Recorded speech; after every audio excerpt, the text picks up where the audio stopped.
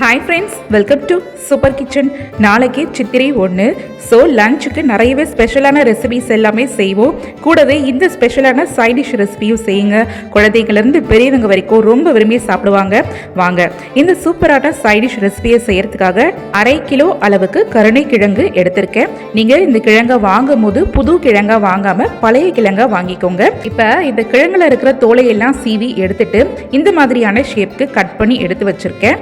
இப்போ ஒரு கடாயில் இந்த கிழங்கு வேகிறதுக்கு உண்டான தண்ணியை வச்சுக்கலாம். இது கூட ஒரு நெல்லிக்காய் சைஸ் அளவுக்கு புளி சேர்த்துக்கோங்க. இது கூடவே நம்ம கட் பண்ணி வச்சிருக்கிற இந்த கருணக்கிழங்கு துண்டுகளையும் சேர்த்துட்டு கொஞ்சமாக கல்லுப்பு சேர்த்துக்கலாம். கூடவே ஒரு 1/4 டீஸ்பூன் அளவுக்கு மஞ்சள் பொடி சேர்த்து நல்லா மிக்ஸ் பண்ணி வேக வைக்க போகிறோங்க. இந்த புளி சேர்க்கறதுனால இந்த கருணக்கிழங்கு சாப்பிடும் போது ஒரு நாக்கில் ஒரு டபச்சல் ஏற்படும் இல்லையா? ஸோ அதை தவிர்க்கிறதுக்காக தான் இந்த புளி சேர்த்து வேக வைக்கிறோம். இந்த கடாயோட லிட்டை போட்டு க்ளோஸ் பண்ணிவிட்டு இந்த கருணக்கிழங்கை நம்ம இன்னைக்கு முழுசாக வேக வைக்க போகிறதே கிடையாது. 50% மட்டும் வேக வச்சு எடுக்க போகிறோங்க. நீங்கள் கண்டிப்பாக இந்த மெத்தடில் வேக வச்சு எடுத்து இந்த டிஷ்ஷை செஞ்சால் தான் எதிர்பார்த்த அளவுக்கு டிஷ்ஷு ரொம்ப சூப்பராக வரும். இப்போ இந்த கிழங்குல இருக்கிற தண்ணி எல்லாத்தையுமே வடிச்சிட்டு அதில் நம்ம சேர்த்துருந்த புளியை மட்டும் நீக்கி எடுத்துருவோம்.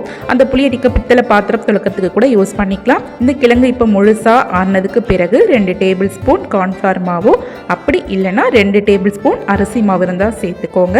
கொஞ்சமாக சால்ட் உப்பு சேர்த்துட்டு தண்ணியை நல்லா தெளித்து விட்டுட்டு நம்ம சேர்த்துருக்க இந்த கார்ன்ஃப்ளவர் மாவும் உப்பும் நல்லா மிக்ஸ் ஆகி இந்த கருணைக்கிழங்கு துண்டுகளோட ஈவனாக கோட் ஆகிற மாதிரி நல்லா கலந்து விட்டு எடுத்து வச்சுக்கோங்க. பாருங்க, இந்த அளவுக்கு ஈவனாக கோட்டாகி நான் கலந்து எடுத்து வச்சுட்டேங்க. இப்போ அடுத்ததாக அடுப்பில் ஒரு கடாயில் எண்ணெய் சேர்த்துக்கலாம். எண்ணெய் நல்லா காஞ்சதுக்கு அப்புறமா நம்ம கலந்து வச்சுருக்கிற இந்த கருணைக்கிழங்கு துண்டுகளை இதில் கொஞ்சம் பேட்சாக சேர்த்துட்டு நல்லா பொன்னிறமாக வர அளவுக்கு ஃப்ரை பண்ணி நல்லா எண்ணெயெல்லாம் வடிச்சிட்டு வேற ஒரு தட்டுக்கு மாற்றி எடுத்து வச்சுக்கோங்க. இந்த மாதிரி நம்ம கருணைக்கிழங்கை டீப் ஃப்ரை பண்ணிவிட்டு இந்த ரெசிபியை செய்யும் போது இந்த கிழங்கு வாயில் கடிப்படும் போது நல்லா கிறிஸ்பியாகவே இருக்கும். ஸோ நீங்கள் இதே மாதிரி மீதமாக இருக்கிற எல்லா பீசஸையுமே ஃப்ரை பண்ணி எடுத்து வச்சுக்கோங்க.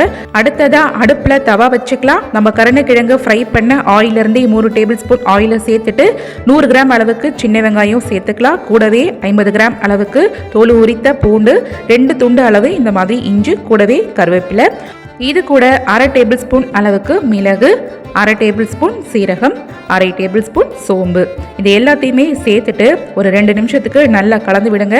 நம்ம சேர்த்த இந்த வெங்காயம், பூண்டு, மிளகு, ஜீரகம் எல்லாமே நல்லா எண்ணெயிலேயே வறுபட்டு வரட்டும். இதில் சேர்த்துருக்க சின்ன வெங்காயம் கண்ணாடி பதம் நிறத்துக்கு வந்ததுக்கு அப்புறமா 1/4 கப் அளவுக்கு ஃப்ரெஷ்ஷான தேங்காவை துருவிட்டு இது கூட சேர்த்துட்டு இந்த ஸ்டேஜில் கேஸோட ஃப்ளேமை கம்ப்ளீட்டாக ஆஃப் பண்ணிவிடுங்க. இந்த தவாவில் இருக்கிற ஹீட்லையே இந்த தேங்காயை சேர்த்ததுக்கு அப்புறமா 1 நிமிஷத்துக்கு கலந்து விட்டுட்டு இதை அப்படியே ஒரு தட்டுக்கு மாற்றிட்டு நல்லா முழுமையாக ஆறுனதுக்கு பிறகு மிக்சி ஜாரில் சேர்த்துக்குவோம். இதில் கொஞ்சம் கூட தண்ணியே சேர்க்காம இந்த மாதிரியான ஒரு ரவா பதத்துக்கு குறைப்பாக அரைச்சி எடுத்து வச்சுக்கலாம். அடுத்ததாக நம்ம வெங்காயம் பூண்டு வதக்கின தவாலையே கருணைக்கிழங்கு பொரிச்ச எண்ணெயிலிருந்து 3 டேபிள் ஸ்பூன் எண்ணெய் சேர்த்துக்கோங்க. இது கூட கொஞ்சமாக கடுகு, கருவேப்பிலை, இதை சேர்த்ததுக்கு அப்புறமா கடுகு நல்லா இது போல் வெடித்து பொரிஞ்சு வரட்டும். இந்த ஸ்டேஜில் நம்ம அரைச்சி வச்சிருந்த இந்த விழுதையும் இது கூட சேர்த்துட்டு இந்த எண்ணெயிலேயே நல்லா ஒரு நிமிஷத்துக்கு ஈவனாக இது போல் கலந்து விட்டுக்கோங்க. அரைச்ச இந்த விழுது நல்லா வதங்கி வந்ததுக்கு அப்புறமா கொஞ்சமாக மஞ்சள் பொடி, இந்த ரெசிபிக்கு தேவையான அளவு உப்பு, இந்த ரெசிபிக்கு தேவையான காரத்துக்கு ஏற்ப தனி மிளகாய் தூள் சேர்த்துட்டு இந்த மிளகாய் தூளோட ரா ஸ்மெல் போகிற அளவுக்கு ஒரு 2லிருந்து 3 நிமிஷம் போல் இந்த மாதிரி ஈவனாக கலந்து விட்டு வதக்கிக்கோங்க. நம்ம ஒரே மாதிரி கருணைக்கிழங்கு வச்சு டிஷ் பண்ணாமல் இந்த மாதிரி டிஃப்ரெண்ட்டாக செஞ்சு பாருங்கள். ரொம்ப அருமையான டேஸ்ட்டில் இருக்கும். இந்த மசாலாவோட பச்சை வாசனை போனதுக்கு அப்புறமா நம்ம பொரிச்சு வச்சுருந்த கருணைக்கிழங்கு துண்டுகளை இந்த மசாலாவோட சேர்த்துட்டு கேஸோட தீயை மிதமாகவே மாற்றி வச்சுருங்க. இப்போ நல்லா இது மாதிரி ஈவனாக கலந்து கொடுத்துக்கிட்டே வாங்க. இனிமேல் நம்ம எண்ணெய் சேர்க்கணுன்ற அவசியமே கிடையாதுங்க. ஏன்னா நம்ம கருணைக்கிழங்கு ஆல்ரெடி டீப் ஃப்ரை தான் பண்ணியிருக்கோம். ஸோ தாளிப்புக்குமே நிறையவே எண்ணெய் சேர்த்துட்டோம். இந்த மாதிரி நீங்கள் மசாலா கூட சேர்த்துட்டு கலந்து விட்டு வறுக்க ஆரம்பிக்கும் போது இதிலிருந்தே எண்ணெய் பிரிஞ்சு வர ஆரம்பிக்கும். பாருங்கள், கலருமே ஒரு கோல்டன் ப்ரௌனுக்கு வர ஆரம்பிச்சிரும். அவ்வளோதாங்க, ரொம்ப சுவையான டேஸ்டான உடுப்பி ஸ்டைலில் செய்யக்கூடிய கருணைக்கிழங்கு வறுவல் ரெடி ஆகிடுச்சு. நீங்கள் இப்போ சுட இதை இப்போ சர்வ் பண்ணி சாப்பிட வேண்டியது தான். நீங்களும் இதே மாதிரி கருணைக்கிழங்கு வச்சு ரொம்ப ஒரு சூப்பரான டிஷ்ஷை செஞ்சு பாருங்கள். சாம்பார், மோர் குழம்பு, காரக்குழம்புன்னு எல்லாத்துக்குமே இதை சைட் டிஷ்ஷாக தொட்டுட்டு சாப்பிட்லாங்க. பெரியவங்கலேருந்து குழந்தைங்க வரைக்கும் இந்த மாதிரி செஞ்சு கொடுத்தீங்கன்னா ரொம்பவே விருப்பமாக சாப்பிடுவாங்க. ஓகே, இந்த ரெசிபி உங்களுக்கு பிடிச்சிருந்ததுன்னா இந்த வீடியோக்கு ஒரு லைக் பண்ணுங்கள். அப்படியே இந்த வீடியோவை உங்கள் ஃபேமிலி அண்ட் ஃப்ரெண்ட்ஸ் சர்க்கிளுக்கும் ஃபார்வர்ட் பண்ணுங்கள். நீங்கள் இது வரைக்கும் சூப்பர் கிச்சன் சேனலை சப்ஸ்கிரைப் பண்ணலையா? அப்போ உடனே சப்ஸ்கிரைப் பண்ணிக்கோங்க. இதே மாதிரி வேற ஒரு இன்ட்ரெஸ்டிங்கான ரெசிபியோட மறுபடியும் உங்களை சந்திக்கிறேன்.